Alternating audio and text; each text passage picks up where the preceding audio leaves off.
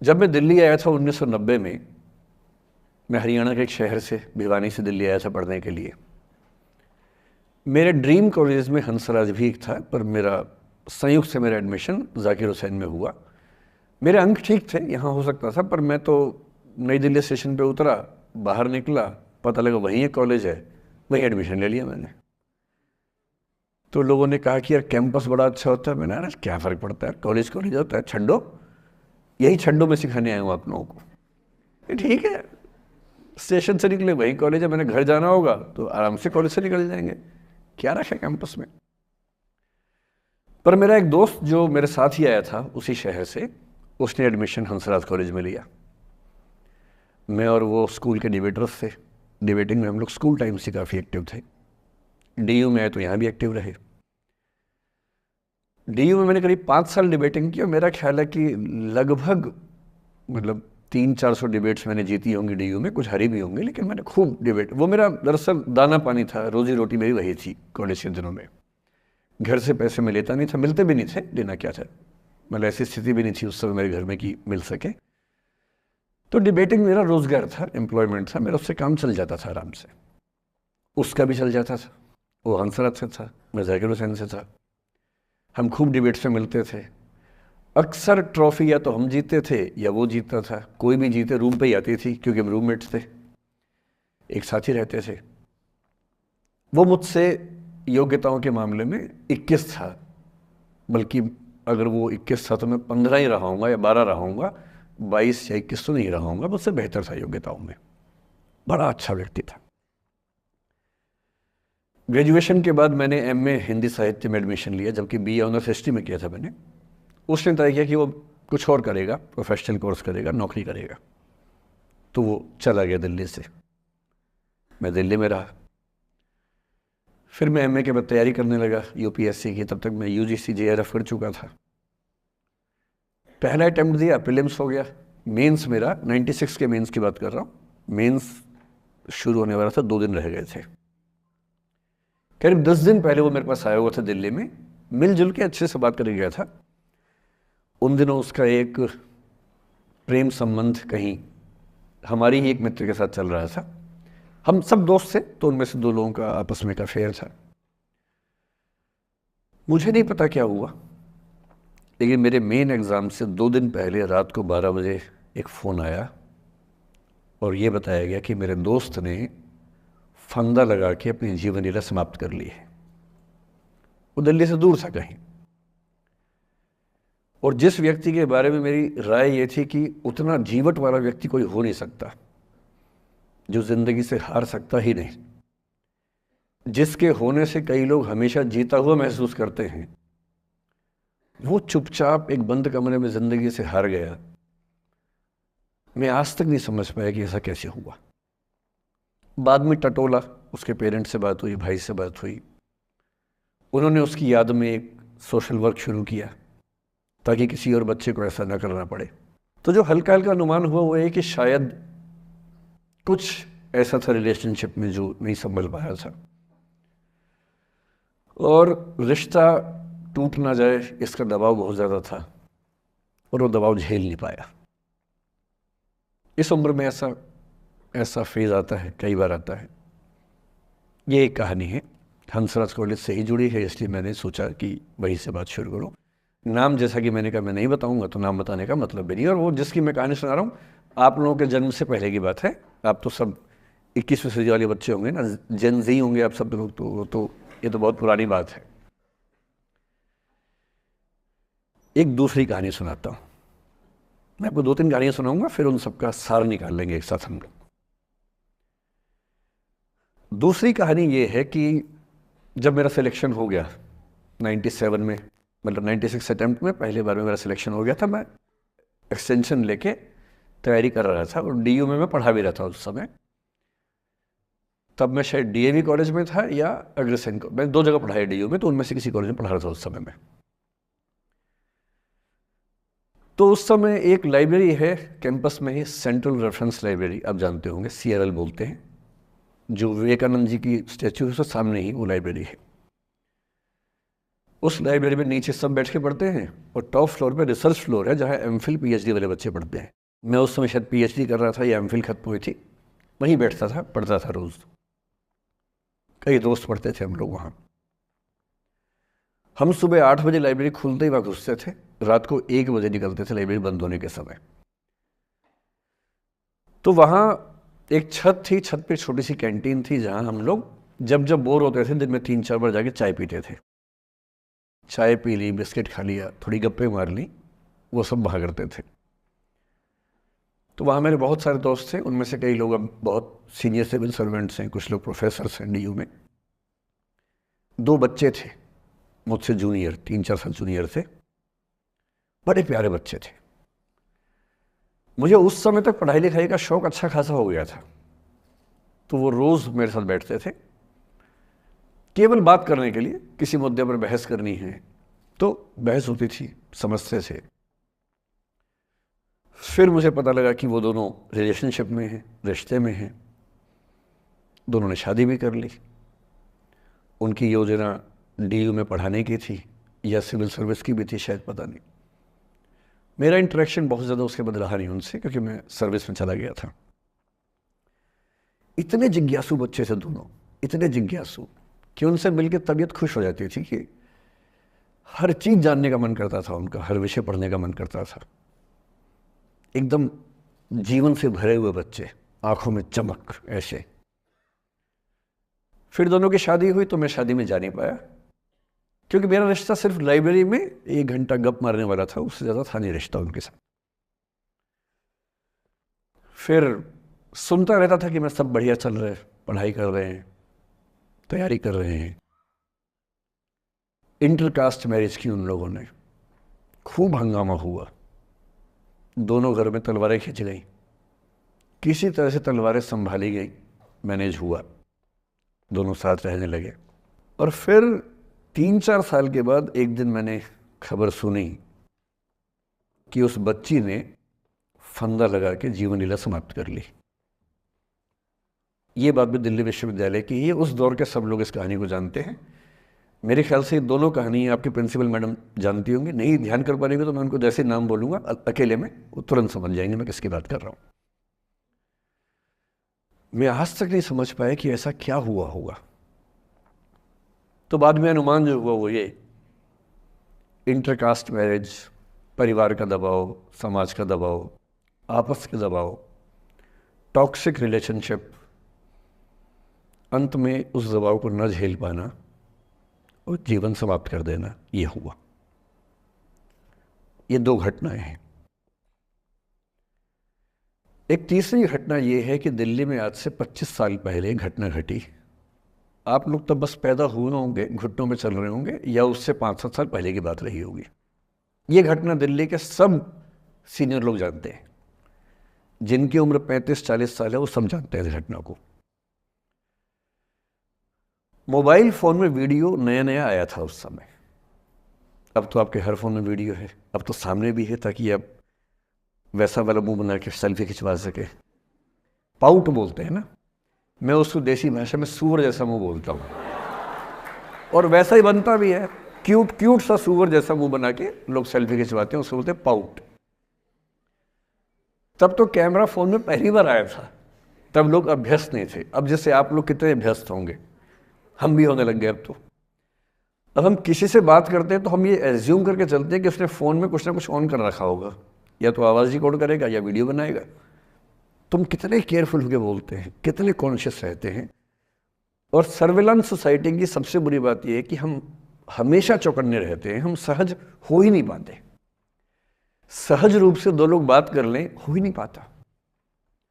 तो मैं तो अपने ऑफिस में कई बार ऐसा करता हूँ, जब हम 3-4 लोग बैठते हैं इनफॉर्मल बातचीत के लिए, हम सब अपना अपना फ़ोन कमरे के बाहर छोड़ के आ जाते हैं, फिर 2 घंटे बात करते हैं, इस भय से मुक्त होके कि कहीं कोई रिकॉर्ड तो नहीं कर रहा।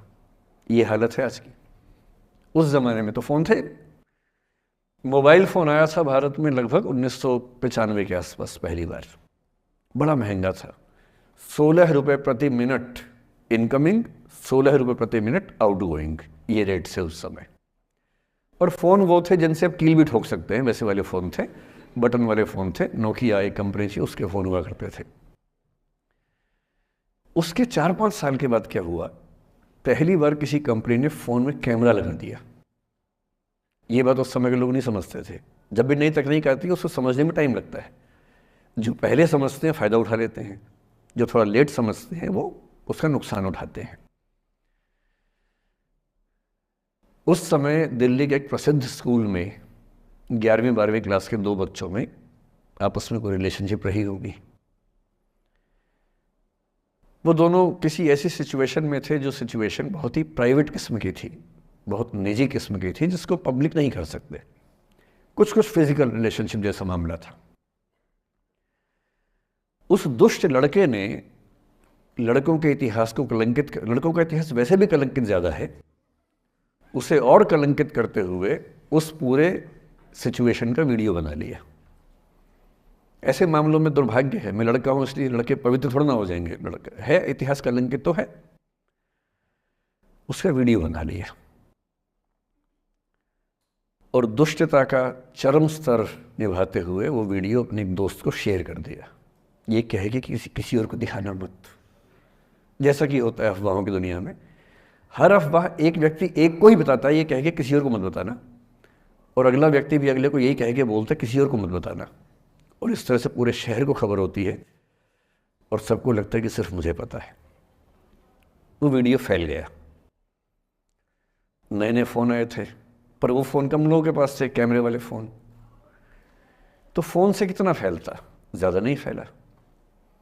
लेकिन उस समय दिल्ली की एक कुख्यात मार्केट हुआ करती थी, पालिका बाज़ार, अभी भी है, पर तब वो कुछ और कामों के लिए कुख्यात हुआ करती थी। अब तो कपड़े मिलते हैं, तब कपड़ों के साथ कई चीज़ें और मिलती थी वहाँ। जैसे गंदी फिल्मों की सीडी चाहिए हो तो वहाँ मिलती थी, ग्रे मार्केट में, चोरी छिपे। इस वीडियो को सीडी में कन्वर्ट करके लोगों ने वहाँ से खरीदा, लाखों करोड़ों की संख्या में। नए नए टेलीविज़न चैनल प्राइवेट आए थे, और प्राइवेट टीवी चैनल को खबरों की भूख इतनी होती है कि वो खबर के लिए जान दे सकता है और जान ले भी सकता है किसी की। 24 घंटे इस खबर पे, इस चीज़ पर खबरें चल रही थी सारे चैनल्स में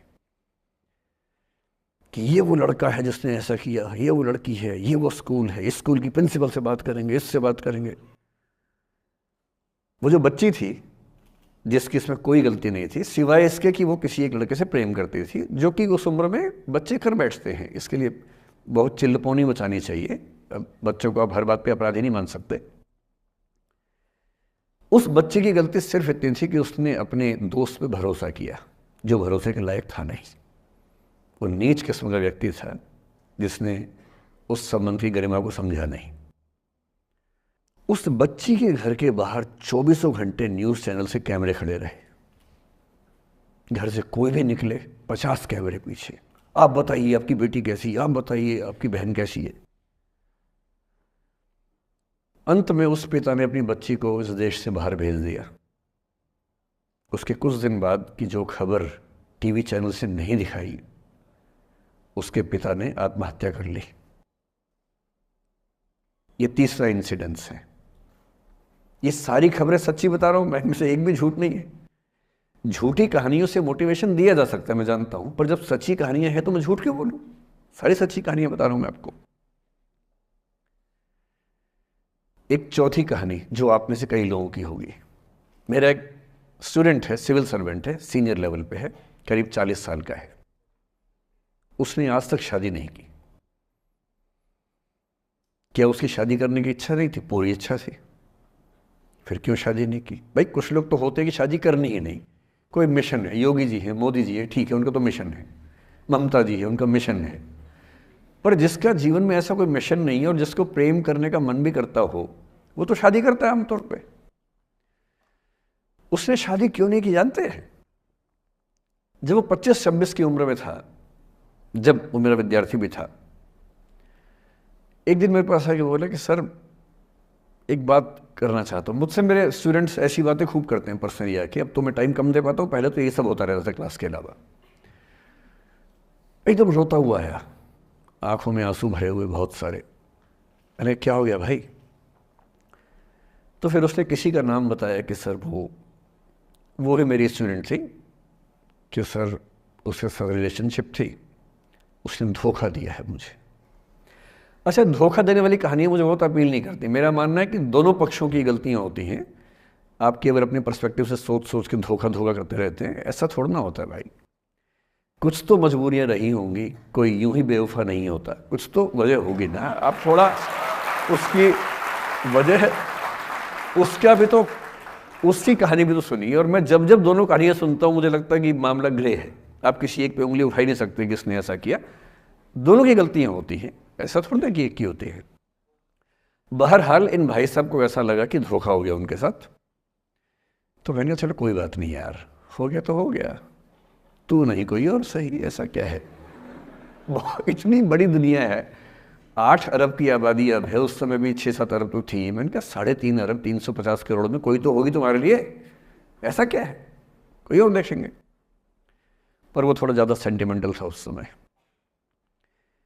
धीरे धीरे पता नहीं उसके मन में क्या बैठ गया, उसके मन में ये बैठा कि दुनिया की सारी लड़कियां धोखेबाज होती हैं।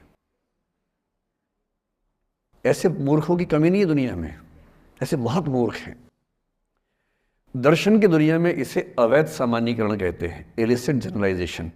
इसका मतलब बहुत छोटे सैंपल के बेस पे ये समझ लेना कि ये थियरी पूरे ब्रह्मांड पर लागू होती है।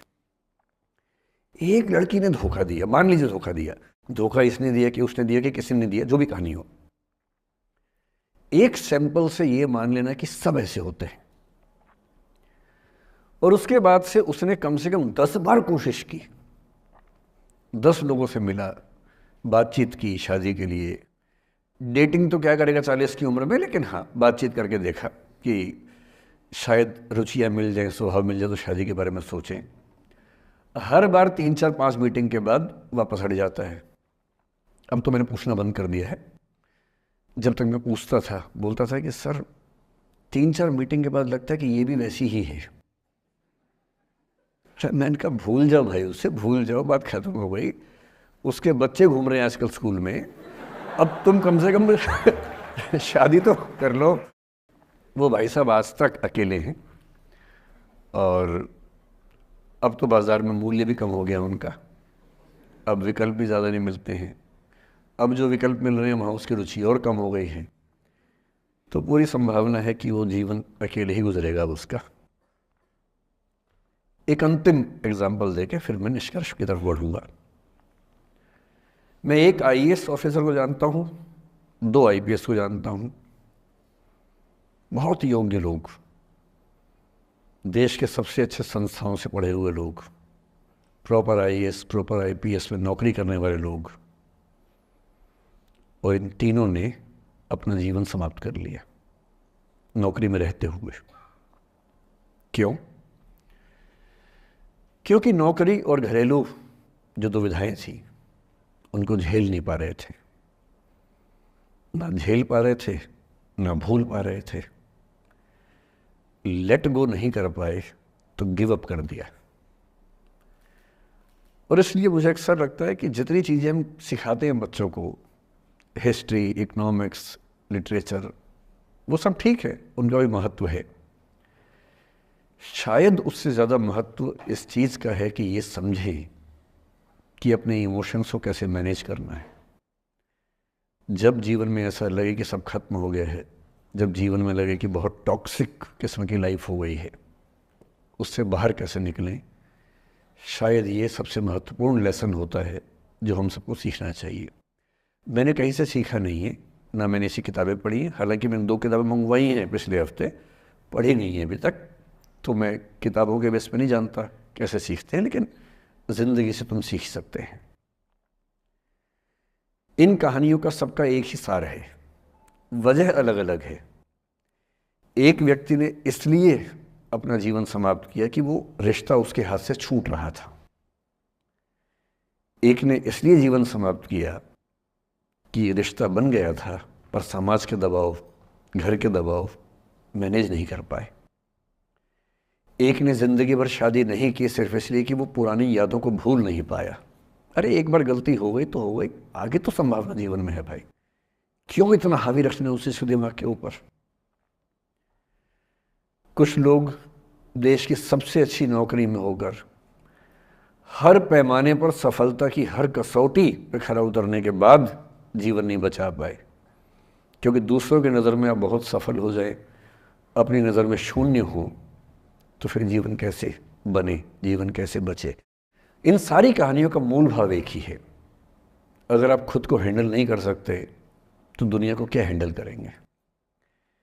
दुनिया को हैंडल करने से पहले खुद को हैंडल करना सीखना पड़ता है, और उसका सबसे आसान जो रामबाण उपाय है उसको बोलते हैं द आर्ट ऑफ लेटिंग गो, जाने दो।